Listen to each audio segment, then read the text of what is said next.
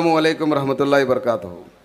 ಈ ವೇದಿಕೆಯ ಆಸೀನ ಆಗಿರುವಂತಹ ನಮ್ಮ ರಾಜ್ಯದ ಅಲ್ಪಸಂಖ್ಯಾತರು ಹಾಗೂ ಇತರರೇ ವರ್ಗದ ಮುಖಂಡರು ಆಗಿರುವಂತಹ ಕರ್ನಾಟಕ ಸರ್ಕಾರದ ವಸತಿ ಅಲ್ಪಸಂಖ್ಯಾತರ ಹಾಗೂ ವಫ್ ಸಚಿವರಾದಂತಹ BZ ಜಮೀರ್ ಸಾಹೇಬ್ರವರೇ ಹಾಗೂ ಈ ಭಾಗದ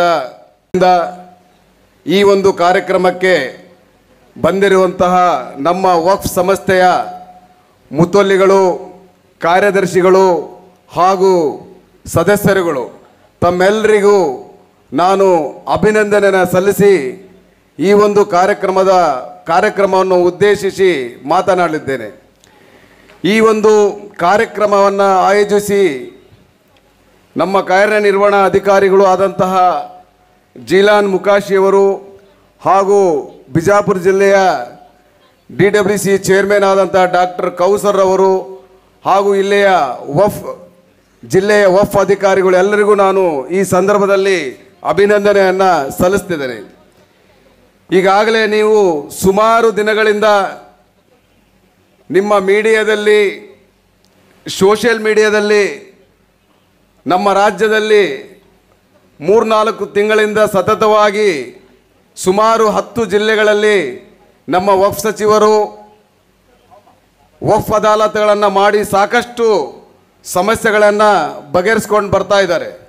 ಅದರಲ್ಲಿ ಇವತ್ತು ಬಿಜಾಪುರ ಜಿಲ್ಲೆಯ 11ನೆಯ ವಫ್ ಅದಾಲತ್ ಅಂತೇಳಿ ಈ ಸಂದರ್ಭದಲ್ಲಿ ಹೇಳಕ್ಕೆ ಬಯಸ್ತಾ ಇದ್ದೀನಿ. ಈ ವಫ್ ಅದಾಲತಿನ ಮುಖ್ಯ ಉದ್ದೇಶ ಹೇಳ್ತೀನಿ ನಾನು. ಇದರಲ್ಲಿ ಬಿಜಾಪುರ ಜಿಲ್ಲೆಯ ಇಡೀ ಜಿಲ್ಲೆಗೆ ಸಂಬಂಧಪಟ್ಟಂತಹ ವಫ್ ಆಸ್ತಿಗಳಿಗೆ ಯಾವ ರೀತಿ ಇಲ್ಲಿ ವಫ್ ಆಸ್ತಿಗಳಿಗೆ ಸಾಕಷ್ಟು ಸಮಸ್ಯೆಗಳಿದ್ದಾವೆ.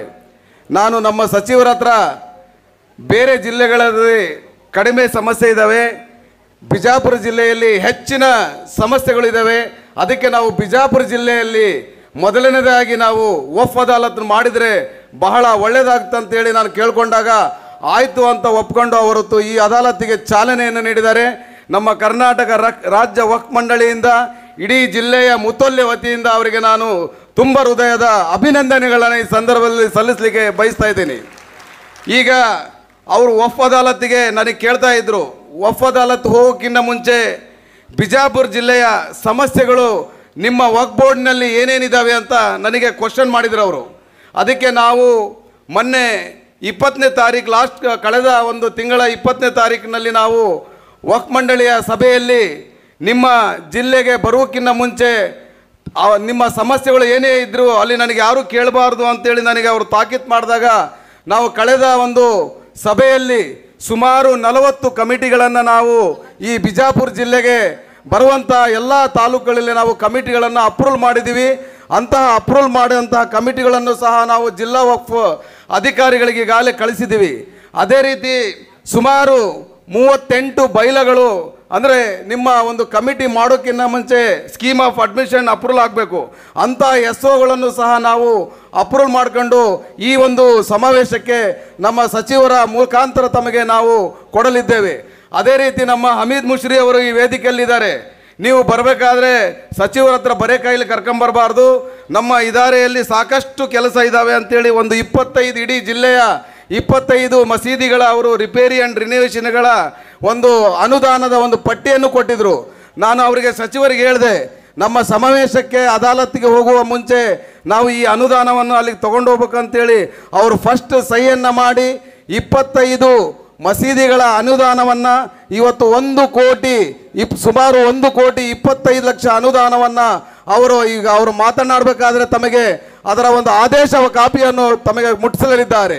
ಈ ಒಂದು ಕಾರ್ಯಕ್ರಮಕ್ಕೆ ನಮ್ಮ ಸಚಿವರು ಸಾಕಷ್ಟು ನಮಗೆ ಪ್ರೋತ್ಸಾಹ ನೀಡಿ ಕರ್ನಾಟಕ ರಾಜ್ಯ ವಕ್ಫ್ ಮಂಡಳಿಯಲ್ಲಿ ಸಾಕಷ್ಟು ಸಮಸ್ಯೆಗಳಿದ್ದಾವೆ, ಅಂತಹ ಸಮಸ್ಯೆಗಳು ನಾವು ವಫ್ ಅದಾಲತ್ಗಳು ಮಾಡುವುದರ ಮೂಲಕ ನಾವು ಬಗೆಹರಿಸಬೇಕು ಅಂತಂತೇಳಿ ಅವರು ನಮ್ಮಲ್ಲಿ ಸಾಕಷ್ಟು ಸಪೋರ್ಟ್ ನೀಡಿದ್ದಾರೆ. ನಾನು ಒಂದು ಮಾತನ್ನ ಒಬ್ಬ ಕರ್ನಾಟಕ ರಾಜ್ಯ ವಕ್ಫ್ ಮಂಡಳಿಯ ಅಧ್ಯಕ್ಷನಾಗಿ ಹೇಳಲಿಕ್ಕೆ ಬಯಸ್ತಾ ಇದ್ದೀನಿ ಬಂಧುಗಳೇ.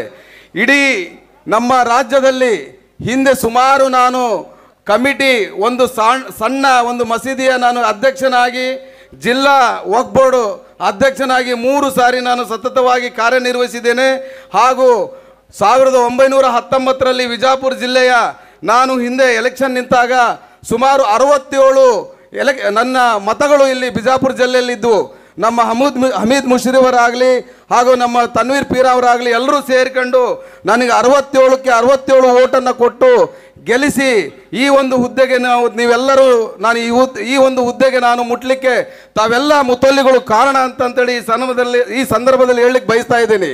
ಅದೇ ರೀತಿ ನಮ್ಮ ಸಚಿವರಾದಂಥ BZ ಜಮೀರ್ ಸಾಹೇಬ್ರವರು ಬರೇ ನೀವು ಚೇರ್ಮನ್ ಆಗಿ ಸದಸ್ಯರಾಗಿದ್ದರೆ ಸಾಲದು, ನೀವು ಮುತೊಲ್ಲಿಗಳ ಮುಂದೆನೇ ಹೋಗಿ ಅವರ ಸಮಸ್ಯೆಗಳನ್ನು ನಾವು ಅಲ್ಲೇ ಆಲಿಸಬೇಕು, ನಿಮ್ಮ ಬೆಂಗಳೂರಿಗೆ ಯಾರಿಗೂ ನೀವು ಕರ್ಕೋಬಾರ್ದು ಅಂತಂತೇಳಿ ದೊಡ್ಡ ಒಂದು ಉದ್ದೇಶವನ್ನು ದೊಡ್ಡ ಹುಮ್ಮಸ್ಸನ್ನು ಇಟ್ಕೊಂಡು ಅವರು ಇವತ್ತಿನ ದಿವಸ ತಮ್ಮ ಮುಂದೆ ಬಂದಿದ್ದಾರೆ.